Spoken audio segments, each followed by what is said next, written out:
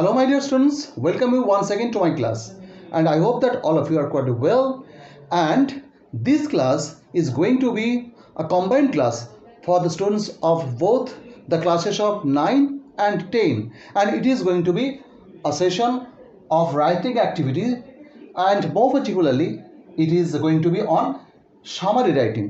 Actually তোমরা সবাই জানো যে ক্লাস 9 এবং 10 এর যে টেক্সট বইটা রয়েছে সেখানে সামারির উপরে বেশ কয়েকটা রাইটিং অ্যাক্টিভিটি রয়েছে, তাই এটাকে আমি একটা কম্বাইন্ড ক্লাস হিসেবে আজকে প্রেজেন্ট করছি।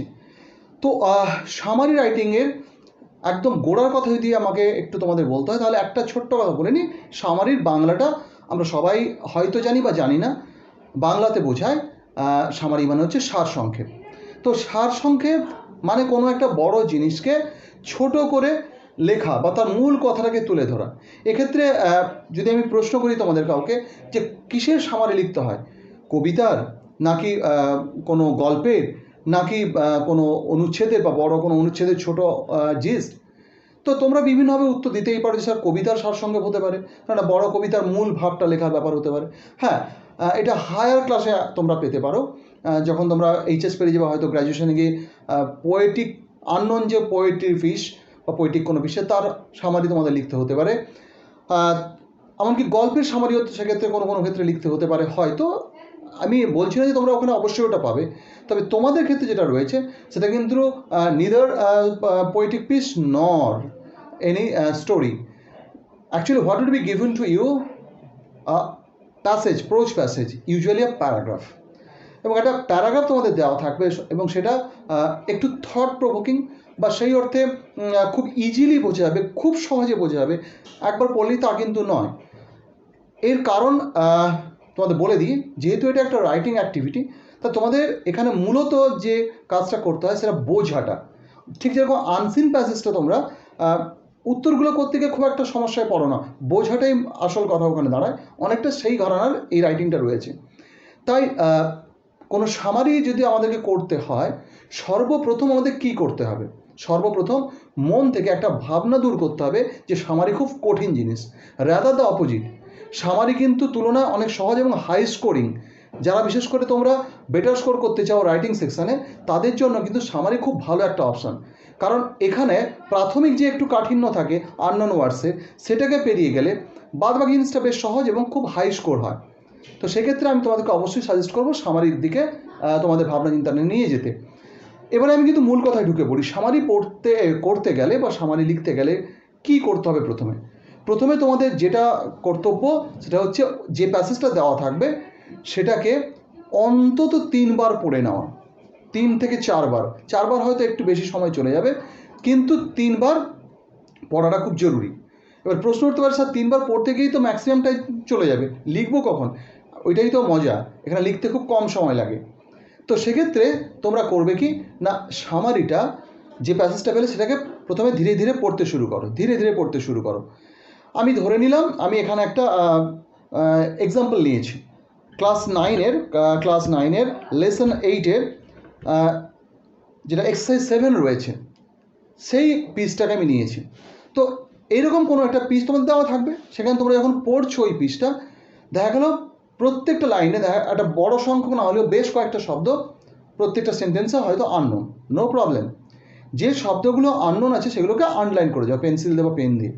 যেমন আমি এখানে একটা যদি প্রথম লাইনটা পড়ি, communication is a part of our everyday life. ইনস্ট্রাকশনটা পড়েছে write a summary of the following passage within 100 words. ওয়ার্ডসের ব্যাপারটা আমি এখানে যাচ্ছি না, আমি প্রথম যেটা আসতে চাইছি, communication is a part of everyday life.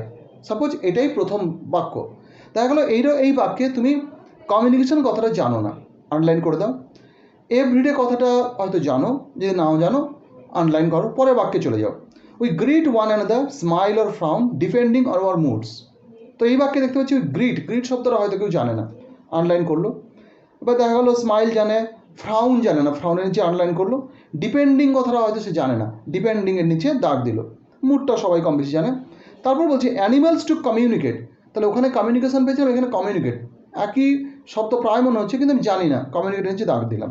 Just like us interaction among animals can be both verbal and non verbal. এবারে দেখা যাচ্ছে ইন্টারাকশন শব্দটা আমি জানি না, এটাকে আন্ডারলাইন করলাম। অ্যামাং জানি, animals can be both verbal শব্দটা আমি জানি না, ভার্বালটাকে আন্ডারলাইন করলাম, নন ভার্বালটা তো উল্টো, সেটাকে আমি আন্ডারলাইন করলাম।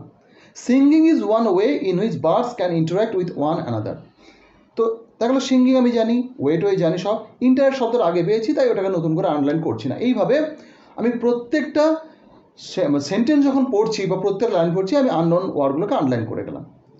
এরপরে এটা ফার্স্ট টাইম পড়া হয়ে গেল, সেকেন্ড টাইম আমি পড়তে যাচ্ছি। সেকেন্ড টাইম যখন পড়ছি আমি কিন্তু এবার চেষ্টা করব আননোন ওয়ার্ডগুলোকে মোটামুটি আন্দাজ করার কী অর্থ হতে পারে।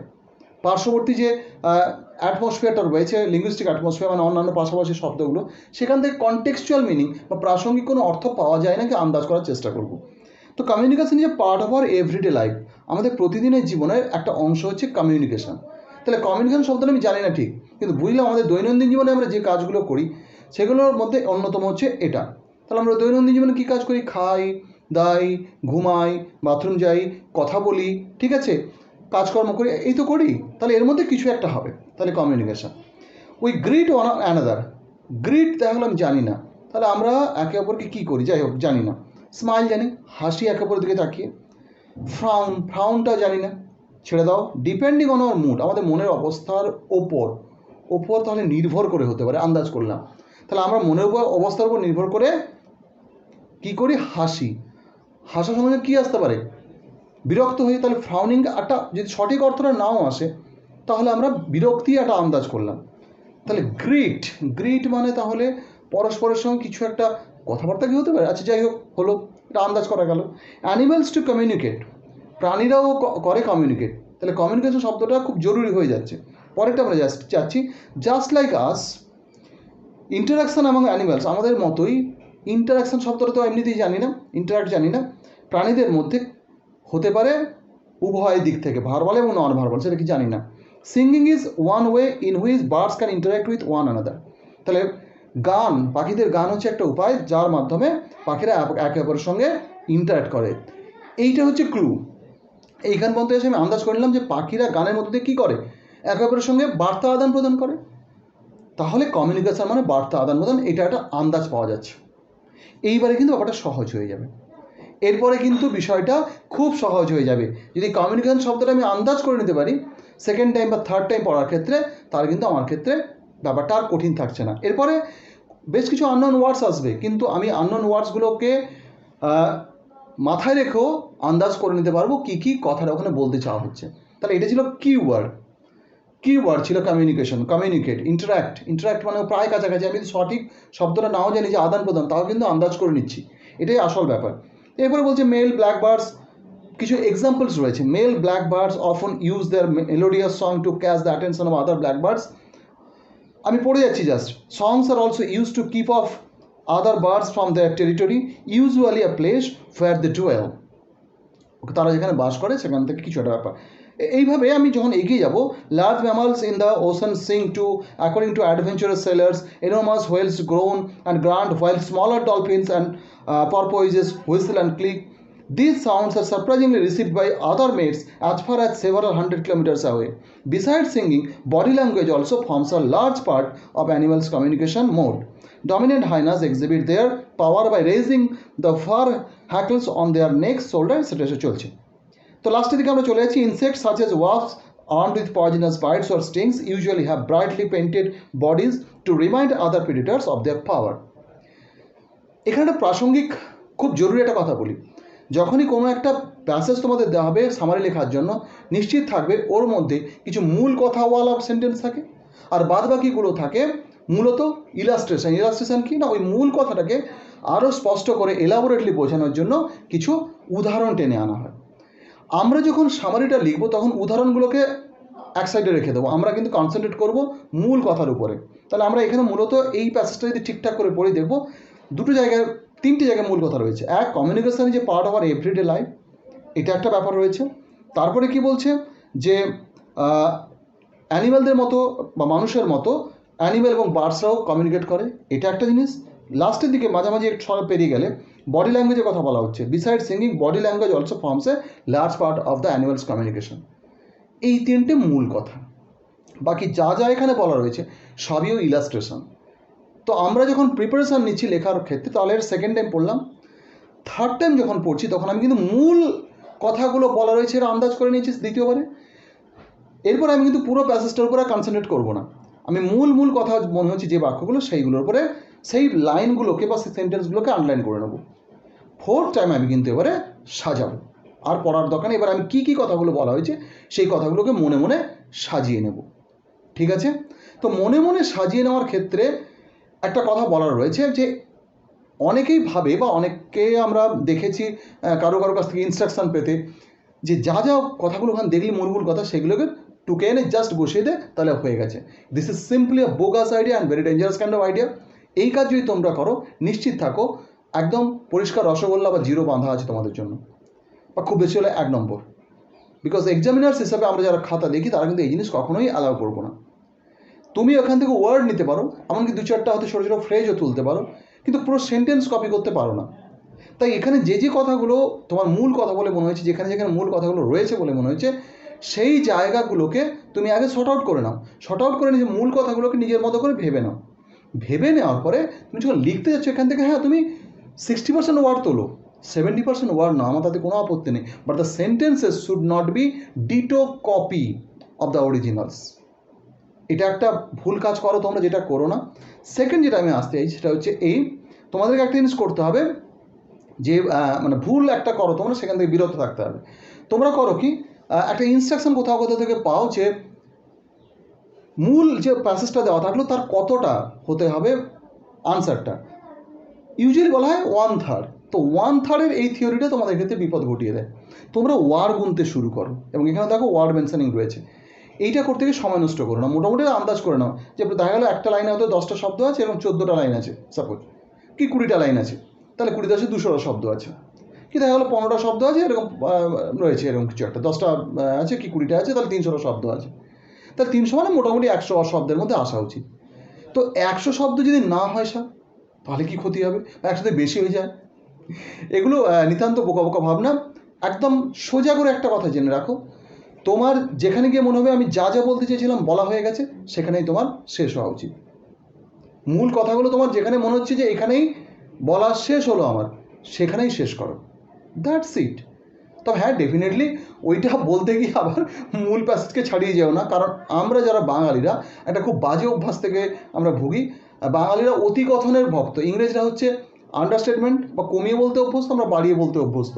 তাই আমরা সারসংক্ষেপের থেকে ভাব সম্প্রসারণ লিখতে বেশি পছন্দ করি।